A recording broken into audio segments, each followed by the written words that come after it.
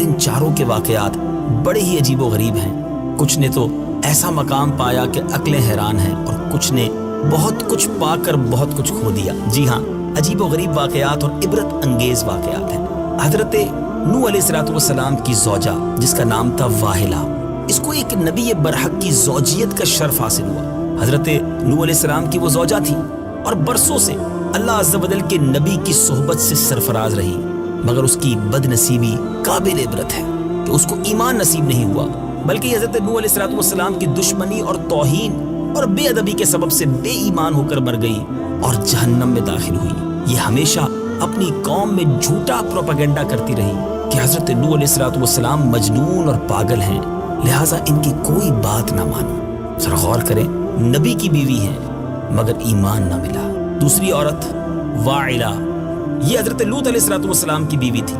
یہ بھی اللہ عز و جل کے ایک جلیل القدر نبی علیہ السلام کی زوجیت اور صحبت سے برسوں سرفراز رہی، مگر اس کے سر پر بد نصیبی کا ایسا شیطان سوار تھا کہ سچے دل سے کبھی ایمان نہیں لائی، بلکہ عمر بھر منافقہ ہی رہی اور اپنے نفاق کو چھپاتی رہی۔ جب قوم لوط پر عذاب آیا اور پتھروں کی بارش نازل ہونے لگی، اس وقت حضرت لوط علیہ السلام اپنے گھر والوں اور مومنین کو ساتھ لے کر بستی سے باہر چلے گئے تھے۔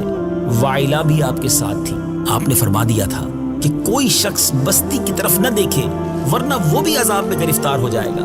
چنانچہ آپ کے ساتھ والوں میں سے کسی نے بھی بستی کی طرف نہیں دیکھا اور سب عذاب سے محفوظ رہے، لیکن واعلہ چونکہ منافق تھی، اس نے بستی کی طرف دیکھ لیا تھا اور شہر کو الٹ پلٹ ہوتے ہوئے دیکھ کر چلانے لگی، ہائے رے میری قوم۔ یہ زبان سے نکلنے ہی کی دیر تھی کہ ایک عذاب کا پتھر اس کو بھی لگا اور یہ بھی ہلاک ہو کر جہنم رسید ہو گئی۔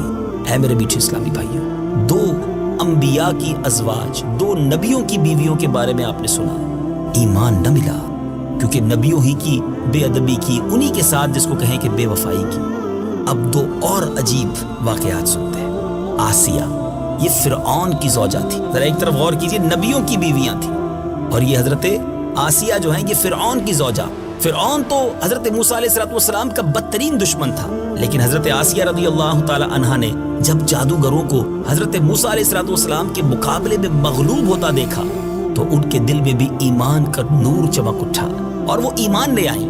جب فرعون کو خبر ہوئی تو اس ظالم نے ان پر بڑے بڑے عذاب کیے، بہت زیادہ مارا، زد و کوب کیا اور چومیخا کر دیا، یعنی 4 خوٹیوں میں آپ کو گاڑ دیا۔ حضرت آسیہ رضی اللہ تعالی عنہا کے چاروں ہاتھوں پیروں میں لوہے کی کیلیں ٹھوک کر چاروں کونوں میں اس طرح جکڑ دیا کہ وہ ہل بھی نہیں سکتی تھی، اور بھاری پتھر آپ کے سینے پر رکھ کر دھوپ کی تپش میں ڈال دیا اور دانا پانی بند کر دیا۔ ذرا غور کیجئے، ایک عورت ذات پر اس کے ہاتھ پیروں میں کیلیں ٹھوک دی جائیں، دھوپ میں رکھ دیا جائے، سینے پر پتھر رکھ دیا جائے، مارا جائے، پھر بھی صبر کیسا تھا، پھر بھی ایمان پر عزم و استقلال کیسا تھا۔ ان مصائب و شرائط کے باوجود آپ اپنے ایمان پر قائم و دائم رہیں اور فرعون کے کفر سے خدا عز و جل کی پناہ چاہی۔ اے میرے میٹھے اسلامی بھائیوں، آپ اللہ عز و جل سے جنت کی دعائیں مانگتی رہتی اور اسی حالت میں ان کا خاتمہ بالخیر ہو گیا اور وہ جنت میں داخل بھی ہو گئیں۔ اور ابن کیسان کا قول ہے کہ وہ زندہ ہی اٹھا کر جنت میں پہنچا دی گئی۔ سبحان اللہ، سبحان اللہ۔ ذرا غور کیجئے، اللہ کی قدرت کے کیسے نظارے ہیں۔ نبیوں کا ساتھ ہو، ایمان انہیں بھی نہیں ملتا جن کے نصیب میں ایمان نہیں ہوتا۔ اس میں معاذ اللہ انبیاء کی صحبت کا اثر نہیں۔ یہ میرے میٹھے اسلامی بھائیوں، بارش دیکھیں نا، بارش آسمان سے برسے، اگر زمین نرم ہو تو کھیت اور کھلیان کھل اٹھتے ہیں، مہکے پھول اٹھتے ہیں، لیکن اگر زمین ہی گندگی والی ہو تو بارش برستی ہے تو وہ کیچڑ بن جایا کرتی ہے۔ اس میں بارش کا قصور نہیں ہوتا، انبیاء کا فیضان تو جاری ہے، مگر نبی پاک علیہ السلام پر جب ایمان لائے، محبت کی نگاہ سے میرے آقا کی زیارت کی تو ابو بکر صدیق رضی اللہ تعالیٰ عنہ بن گئے۔ نبی پاک کو دیکھا مگر نفاق کی نگاہوں سے دیکھا، کفر کی نگاہوں سے دیکھا تو رشتہ دار ہونے کے باوجود ابو جہل بن گیا۔ تو اے میرے میٹھے اسلامی بھائیوں، اس میں ہمارے لیے بڑا درس ہے کہ ہمیں اپنی نسبتوں پر یقیناً ناز ہونا چاہیے، مگر اس پر مطمئن نہیں ہو جانا چاہیے۔ ہمیں اللہ اور اس کے رسول سے اپنے ایمان کی حفاظت کی دعائیں بھی کرنی چاہیے، التجائیں بھی کرنی چاہیے، اور سرکار علیہ السلام سے سچی محبت ہمارے ایمان کا تقاضا بھی ہے۔ اب چوتھی خاتون حضرت مریم بنت عمران رضی اللہ تعالی عنہا، یہ حضرت عیسیٰ علیہ السلام کی والدہ ہیں۔ چونکہ حضرت عیسیٰ علیہ السلام ان کے شکم سے بغیر والد کے پیدا ہوئے، چنانچہ ان کی قوم نے ان سے انتان کیا، بدگمانیاں کی، ان کو بڑی تکلیفیں پہنچائیں، مگر یہ صابر و شاکر رہیں اور اتنے بڑے مراتب اور درجات سے سرفراز ہوئیں کہ اللہ تبارک و تعالیٰ نے قرآن مجید میں ان کی مدح و ثنا کا بار بار خطبہ ارشاد فرمایا۔ ان چاروں خواتین کے بارے میں قرآن مجید نے سورہ تحریم میں فرمایا، جس کی تلاوت بھی سنتے ہیں اور آئیے ترجمہ بھی سنتے ہیں۔ ضرب الله مثلا للذين كفروا امرأة نوح وامرأة لوط كانتا تحت عبدين من عبادنا صالحين فخانتاهما فلم يغنيا عنهما من الله شيئا وقيل ادخلا النار مع الداخلين۔ ترجمہ: اللہ نے کافروں کے لیے نوح کی بیوی اور لوط کی بیوی کو مثال بنا دیا۔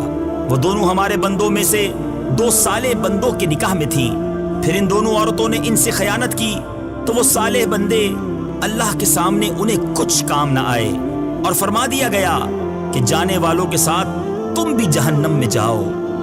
وضرب الله مثلا للذين آمنوا امرأة فرعون إذ قالت رب ابن لي عندك بيتا في الجنة ونجني من فرعون وعمله ونجني من القوم الظالمين۔ ترجمہ: اور اللہ نے مسلمانوں کے لیے فرعون کی بیوی کو مثال بنا دیا جب اس نے عرض کیا، اے میرے رب، میرے لیے اپنے پاس جنت میں ایک گھر بنا اور مجھے فرعون اور اس کے عمل سے نجات دے اور مجھے ظالم لوگوں سے نجات عطا فرما۔ ومريم ابنة عمران التي أحصنت فرجها فنفخنا فيه من روحنا وصدقت بكلمات ربها وكتبه وكانت من القانتين۔ ترجمہ: اور عمران کی بیٹی مریم کو مثال بنا دیا جس نے اپنی پارسائی کے مقام کی حفاظت کی تو ہم نے اس میں اپنی طرف کی روح پھونکی اور اس نے اپنے رب کی باتوں اور اس کی کتابوں کی تصدیق کی اور وہ فرما برداروں میں سے تھی۔ میٹھے میٹھے اسلامی بھائیوں اور بدری چل کے ناظرین، اس عجیب و غریب واقعہ کو سن کر کیا سیکھنے کو ملا؟ واہلہ اور وائلہ دونوں نبی کی بیویاں ہو کر کفر و نفاق میں گرفتار ہو کر جہنم میں داخل ہوئی، اور فرعون جیسے کافر کی بیوی حضرت آسیہ رضی اللہ تعالی عنہا ایمان کامل کی دولت پا کر جنت میں داخل ہوئی، اور حضرت آسیہ حق ظاہر ہو جانے کے بعد اس طرح ایمان لائیں کہ فرعون کے کفر سے بالکل منہ موڑ لیا، اور اس نے جتنے بھی مظالم کیے اس پر وہ ثابت قدم رہی۔ اللہ مجھے اور آپ کو اپنے ایمان کی حفاظت کی فکر بھی عطا فرمائے۔